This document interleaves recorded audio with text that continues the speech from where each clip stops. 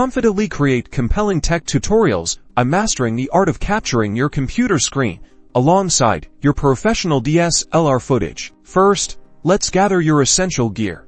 You'll need an HDMI capture card. This device acts as the crucial bridge between your computer's video output and a way to get that signal into your DSLR for monitoring, or more commonly, to send it to your computer for independent recording via software. Your Nikon D5600 is perfect for this. Make sure you have a fully charged battery, or, ideally, a dummy battery plugged into AC power to avoid interruptions during recording. You'll also need an HDMI cable to connect your computer to the capture card and a USB cable to connect the capture card to your computer. Now, for screen recording software programs like OBS Studio, which is free, or Camtasia, a powerful paid option, are excellent choices. They allow you to capture your entire screen, specific windows, or even application areas. Let's configure your Nikon D5600. Switch it to live view mode. You can then use your camera's HDMI output to connect to the capture card for the best quality during recording.